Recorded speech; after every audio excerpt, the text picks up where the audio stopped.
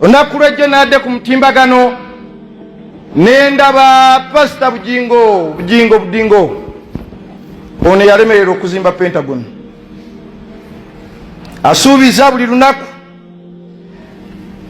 naga nti abasiraamu njagala munsomero ayo badis nga nabbi Muhammad sallallahu alaihi wasallama atayirirwa Budingo nkwise emirundi ngena nga tetunategeera ni yakuba masasi mwaka guwedde nga tonnawa accountability ya Pentagon myaka 10 n'omusobyo nga tetunategeera ni yatta Richard. Toddamu kwogera ku nsonga za kutayirira kwa Mubaka Muhammad sallallahu alaihi wasallam.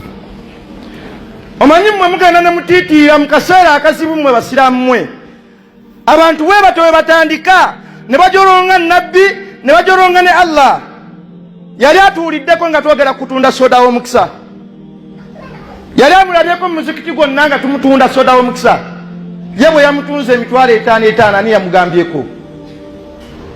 Budingo twagala kumugamba insha Allah taddayo n'olunaku n'olumu ayiye endiga ze biidhnillah atetenkanye butya bwazibuzaabuza ku Pentagoni n'ebifaanaganako bwe biti abaguze soda ensonga za Nabbi sallallahu alaihi wasallam azeebalame. Tetwagala lunaku na lumu lwonna addeyo bino mbimugamba. Manyimu abasiraamu mutiitiira mu kaseera akazibu. Tetwagala lunaku na lumu lwonna Budingo n'obwa Budingo bwe kuba ensi yonna ekimanyi nti abadde mufere kuva mabega abadde mufere. Budingo yavaawa kaleerwe wano mwabakuzeeko mu myaka mujjukira nga bazannya canisi ani akalengedde gye yavamu ani akalengedde. Olwaleero musumba era alabikirwa n'Omukama n'amutegeeza ensonga z'alina okutegeeza endiga. Ffe tetumuyingiriranko mu ddiiru ye ne nabbi waffe Muhammad sallallahu alaihi wasallam tamuyingiriranga ensonga za umma n'obusiraamu okutwaliza wamu azeesonyiwe.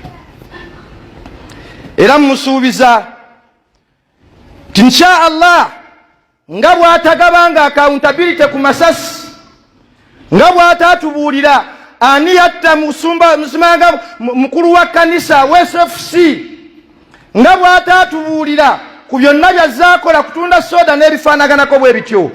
Omanyi Budingo yagenda na walampa yamanyira kuwalampa Nuupu na Kyagulanyi His Excellency n'asirika n'amuleka.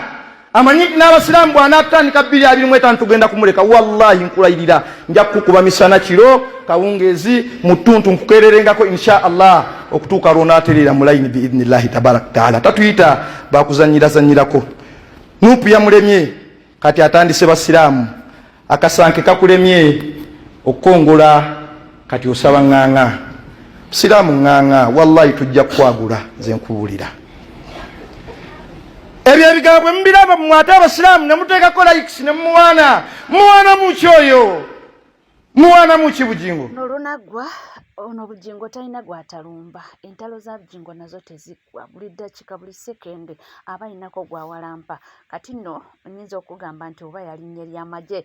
Kansooke nno nkutwaleko mu katambi akavaako ebyo byonna okusitula abasiraamu.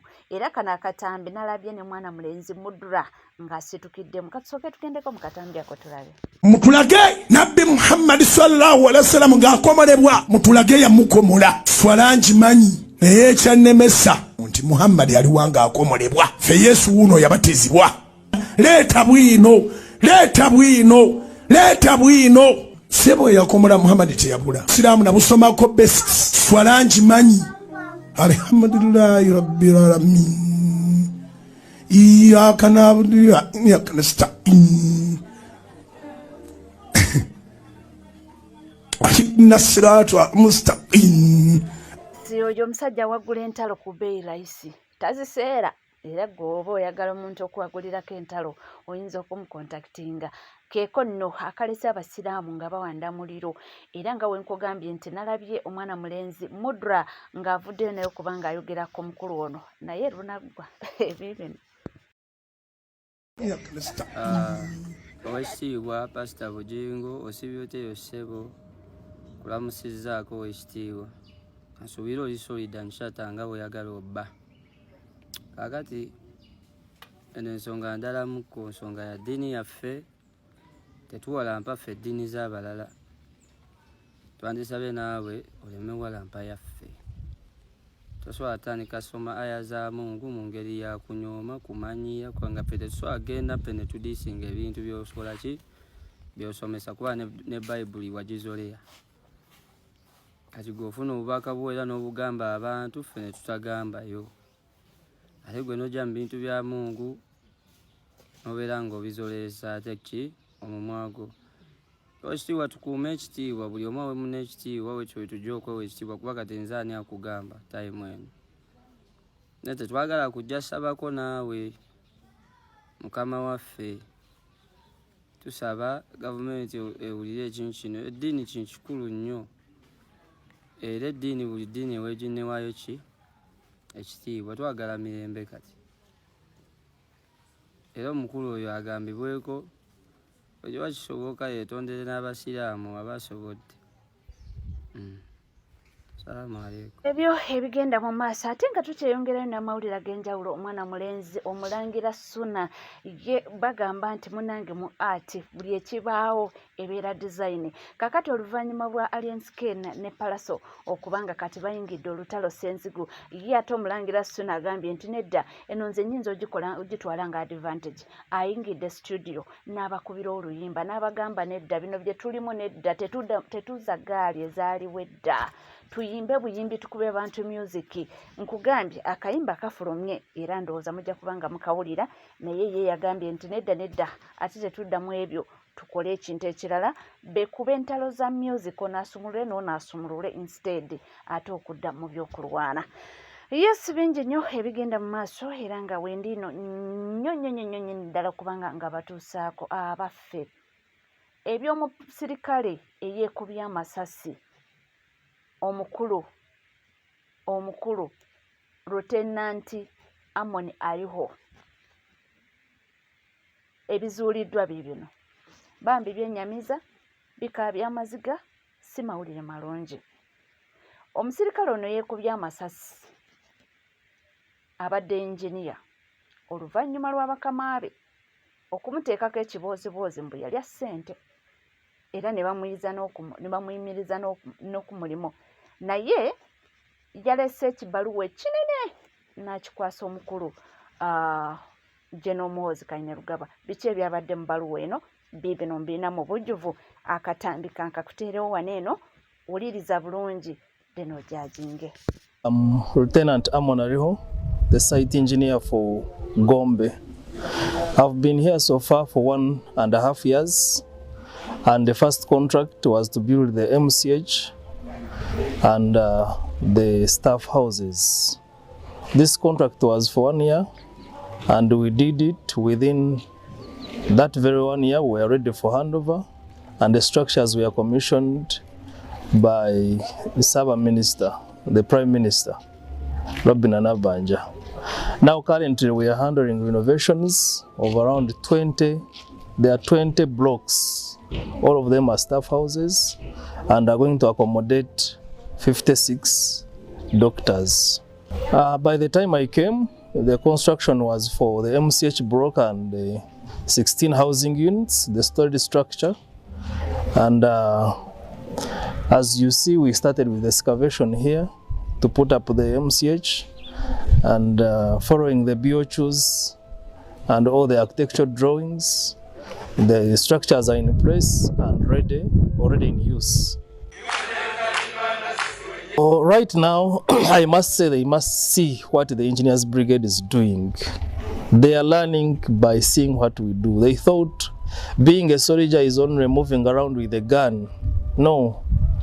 That's why they said they are professionalizing the army. We have the doctors, we have the medics. So it's now high time the engineers also shows what they can do. Currently, I'm handling renovation of the 20 staff houses, and I expect them to be finished before this year ends. That is around November. MCH stands for Maternal Child Health Block. It handles pregnant mothers and the newborn babies. As the doctors will explain, it accommodates a number of people, mostly mothers and also men on family issues. Akatambi kensoso kuwaka mukulu Amoni aliho esawa yakakati omugenzi nsoso kuwa akatambi nga yanjula emirimu gyazaakola mu period eyo nga engineer obuvunanyizibwa bwamuweebwa ebyabadde akoze nebyabadde atuuse kakati kankuwa akatambi ebyabadde mu bbaluwa nga yetta bbaluwa gye yawandiise okutwalira omukulu General Muhoozi Kainerugaba biki bye yayogeddeko n'ensonga gye yawadde alyoke yette na biki bye yasabye General Muhoozi Kainerugaba akole era nga mujjukire nti oluvannyuma lwa General Muhoozi Kainerugaba okufuna ebbaluwa eno yalayidde n'agamba nti ajja kuwolera okufa kwa Lieutenant Amoni aliho nga kwegamba ng'agoberera ebyabadde mu bbaluwa bye yamugambye. Katusooke tulabe ebyabadde mu bbaluwa. Mwenda Lieutenant Amoni aliho abadde mu engineering brigade ey'amagye ga UPDF ettabye zimbi erya UPDF kati amawulire nga bwe gongera okuvaayo ekyabaddewo yavuze emmotoka ye ekika kya UBJ 493 n'agitwala ku kisaawe ekimu eky'omupiira mu bitundu atulize Binakirebe wakati wa Mpigi ne Wakiso. Bwe yatuuseewo ku ssaawa nti zabaddenga 8 n'asanga ababadde basambirawo omupiira kwe kubagubawo n'abagamba nti muveewo. Musirikale ali mu mmotoka ye bagenze okulaba nga ava mu mmotoka okusinziira ku abo abeerabiddeko n'agaabwe bagamba nti bwe yavudde mu mmotoka n'asooka n'agubawo abaana babadde basamba omupiira n'ajjayo emmundu ye SMG kwe kwekuba amasasi bagamba nti gabadde nga 5 naye oluvannyuma lw'okufa yalesewuko akapapula okusinziira ku mawulire yalesewuko akapapula Lieutenant aliho Amon n'alumbiriza abamu ku babadde bakamaabe of mismanagement and harmful propaganda nti bino bye byamuviiriddeko okwetta. Akabaluwa ke yagenze maaso n'okulabika nti yalese ke kasiikudde General Muhoozi Kainerugaba n'agamba nti bonna baaviiriddeko okufa kwe ajja kubanoonya. Mu kabaluwa kano ng'amaliriza yategeezezza yasabye CDF omuduumizi w'amagye nti okukuuma famire ez'abasirikale bagenda maaso n'okulabika nti bafa. Era mu bbaluwa eno gye tugenze maaso n'okulabika nti tulabyeko omusirikale gye yalese yagiwandiikidde UPDF ne CDF. UPDF family Dear CDF omusirikale gye wandiise Amoni aliho ebbaluwa eno atulirize badde etambuzibwa alaga ekyamuviiriddeko okuva mu mbeera ne yeekuba amasasi ne yetta mu kisaawe wali Nakirebe. Ebbaluwa eno omusirikale yagambye nti UPDF family Dear CDF njagala okwebaza olw'obukulembeze bwo era Katonda ayongere okuwa omukisa. Message eno nsubira egenda kusanga bulungi CDF. Namugamba nti mbadde nsaba ogende olabe ebitambula mu engineering brigade. Kintu kyavunda dda mu engineering brigade tuukayo olabe baako byotereeza. Omusirikale n'agamba nti amagye yageegattako omwaka gwa 2013 oluvannyuma lw'okumaliriza basic training oluvannyuma agenda maaso n'okuleka nti asoma cadet training oluvannyuma lw'emyaka nga giigyo era nti abadde aservinga nga lieutenant abadde ku ddala erya lieutenant mu magye. N'agamba nti nga bwe ngenda okufa mbadde njagala ensonga zino mubeeko engeri gye muzitaanyaamu. Engineering Ogwanga yaviiriddeko okufa kwange oluvannyuma lw'okundeployinga mu engineering brigade. Yagoba buli engineer yenna eyali akola mu kitundu kino eky'amasekati g'eggwanga. Buli omu yamugoba era teyakkiriza muntu yenna kusaavinga wansi we olunaku n'olumu. Era n'asaba CDF yeetegereza record of works emirimu egikoleddwa era egibadde completed nga Meja Ogwanga tannaba kugenda mu maaso nukaleka nti oba oli awo atakinga over. N'agamba nti ekyokulabirako gendako Empigi ogendeko ne Butambala, specifically Gombe Hospital mu Butambala. Meja Ogwanga yategeeza nti okusinzira ku musirikale ono agamba nti Meja Ogwanga ono yamuviddeko okwetta yasanga block project already nga bagizimba dda nga bakozesa ensimbi obukadde nga 10. Kyokka n'ategeeza nti twali babbi era n'ategeeza nti tulina bye twagenda maaso nukulabika nti tutunda ebitali bituufu. Bakama baffe abaali batukulembera mu kusooka baali beerufu era nga bitwali tukola baali babikiririzaamu. Kakati agamba nti ono abadde alina harmful propaganda n'okulemesa projekiti eziwerako era nga abadde abayisa bubi kwe kusalawo ono genda maaso n'okulabika nti yetta. Kakati kwe kugamba CDF namugamba nti CDF amagezi ge mbadde ngenda maaso n'okulabika nti nkuwa genda ko mu engineering brigade olabe ekiriyo, otherwise ebintu si birungi side eyo. Bwe yabadde amaliriza n'agamba nti nze Lieutenant Amon aliho n'ateekako ennamba ye ey'amagye n'agamba nti ensi eno ndi mu kugisiibula. I kindly request that my body be taken home to Ruchiga district, Kamwezi, Kibanda, Katungu. Nsaba omulambo gwange bagutwale ewaka mu kitundu ekyerukiga Kamwezi, Kibanda, Katungu gye nziikibwa. Ebbaluwa bwe yabadde egamba gyaleseewo. Dear CDF, I humbly request that you take a good care of the children I leave behind. Mbadde nsaba abaana bange bendese obalabirire kubanga taata waabwe agenda kuba takyaliwo. Ebbaluwa gye yalese yeekubye masasi n'afa. Ebbaluwa yalese agiwandiikidde CDF omuduumizi w'amagye ate ne UPDF family gy'abadde asaavinga. Kitalo nnyo era kitalo ddala. Katusabye Mukama Katonda agumye ab'enganda n'emikwano era tusabira n'omugenzi Omukama mu ekyumula ekirungi. Naye ekintu ekisinze okunkwatako bwe yabadde amaliriza mu bbaluwa eno yasabye General Muhoozi Kainerugaba, labirira abaana bange kubanga nze kati sigenda kubaawo, bwe njogerera bino nja kuba nvudde mu bulamu bw'ensi eno. Era n'amusaba mu bbaluwa nga tanafa, omubiri gwange onyambanga n'ogutwala n'oguzaayo ewaffe e Rukiga baguziike. Era n'amusaba okulabirira abaana b'abannamagye bonna abazze bafa oba bafudde endwadde oba bafiiridde mu battlefield, nti akole ekyo alabirire abaana abo kubanga beetaaga ki? Obuyambi. Wow, mawulire mabi nnyo, mawulire ga nnaku. Okusinziira ku mwami bannange Uganda, kintu kimu kye nsobeddeko mu Uganda, tebaagala mazima. Omuntu wavaayo n'akola amazima bamuteekako obulabe. Mu bbaluwa eyo yennyini woba ogiwuliriza bulungi, waliwo watuuse n'agamba nti omwami ono Ogwanga, Meja Ogwanga, kubanga yali mu bbaluwa kati yabadde nga boosi waabwe omupya, tibwe yatuuka n'atandika obbavuluga n'agobagoba bonna abaaliwo.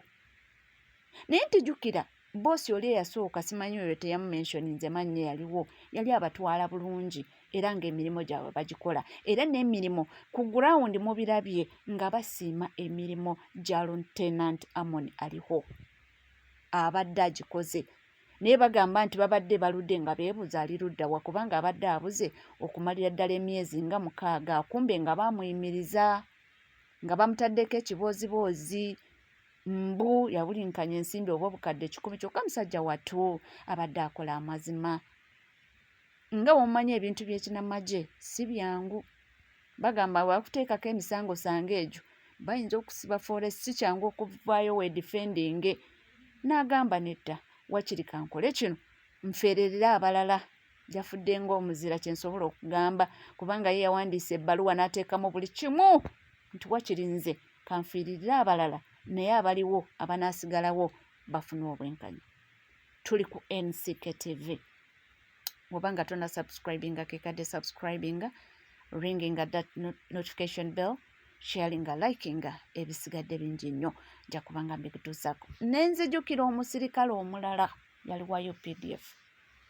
Emboozi eyo omusirikale bulijjo ajja azinyumya nti naye baamusibirako obwereere naye nga yali akola amazima. Kati bano abaali abajja nga baali nga bakamaabe baafuna obujja ku ye kubanga yali akola amazima ate bo nga baagala kuwulinkanya ensimbi. Ne basalawo ne bamuteekako ekibooziboozi ne bamuggalira. Olabira nti Uganda yaffe corruption yafuuka corruption. Omuntu akola amazima tebamwagala, tebamusiima, wakiri bakujwetekako ekigambo ne baba nga bakuyimiriza abaffe. Mwebale kutambula naffe, mwebale kuba naffe, tusimanye era tusimira ddala Mukama abaddize omutukkiriza tube nga tubeerekereza naye nga tukomawo maasawo n'amawulire mangi nnyo temuvaawo.